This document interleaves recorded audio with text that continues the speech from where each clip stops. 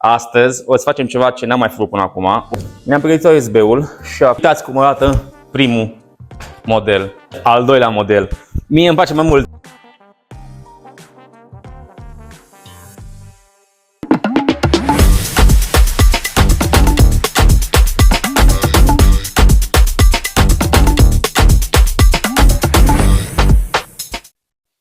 Bună ziua, dragi prieteni! Eu sunt Mihai și acesta este atelierul meu. Astăzi o să facem ceva ce n-am mai făcut până acum. O să încercăm să schimbăm acest perete din atelier, care este foarte urât, în ceva mult mai frumos. Am niște saci cu resturi de lemne ce mi-a rămas, pe care voiam să le bag pe foc, dar putem face ceva modele foarte frumoase din astea și o să le punem pe niște plăci de USB și să le punem pe perete. Hai cu mine să vedem ce o să iasă. Între timp am fost la Leroy și am cumpărat 6 plăci de USB și niște lețuri ca să le putem pune pe perete. O să dau un pic drum mai repede, un timelapse, ca să vezi cum e, ca să nu stăm la fiecare detalii. Bun, ne vedem, pa!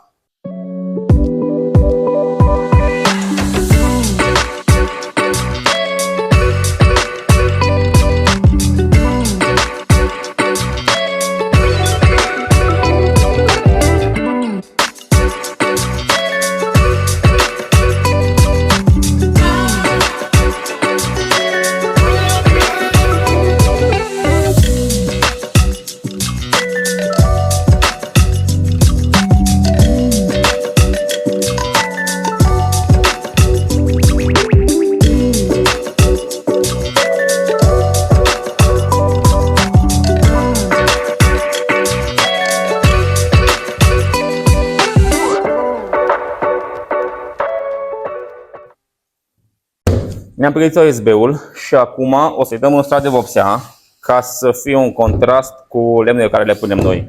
Ne vedem după ce dăm vopsea.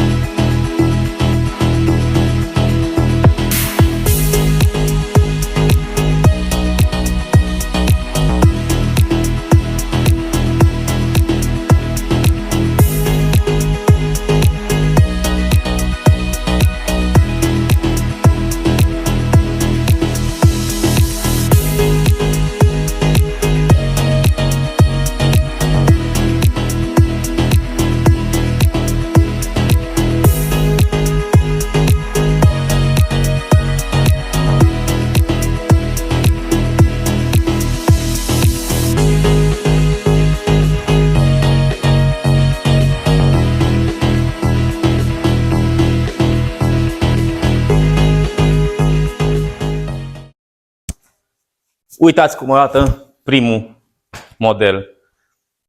O să urmeze încă unul la fel ca și acesta și după aceea vedem ce modele mai facem. Cum vi se pare? Mi se pare foarte, foarte fain. Un pic tradițional, un pic modern, cine știe, dar decât peretele ăsta, mai bine așa.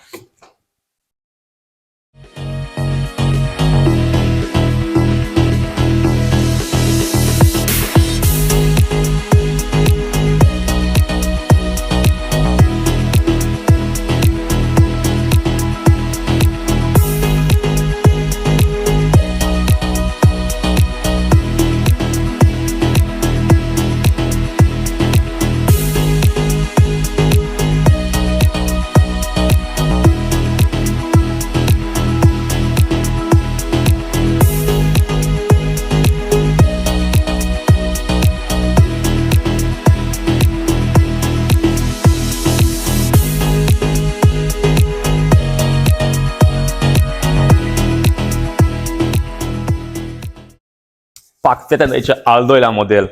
Mie îmi place mai mult modelul ăsta decât celălalt. Tu ce părere ai? O să mai facem încă un model ca și acesta, să vină pe cealaltă parte pus și la final încă unul aici, dar nu știu cum o să arate cel de la final. Nici ăsta n-am știut, dar vedem, trebuie să iasă ceva. Decât peretele, mai bine așa.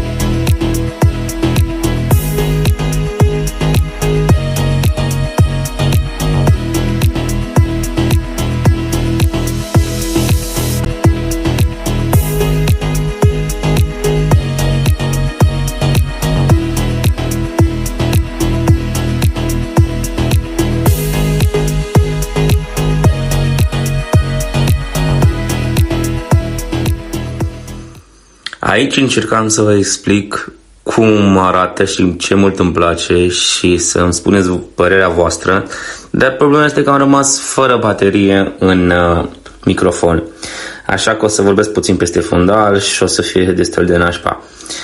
Spuneți ce părere aveți despre acest background pe care l-am făcut în atelier, mie îmi place foarte mult.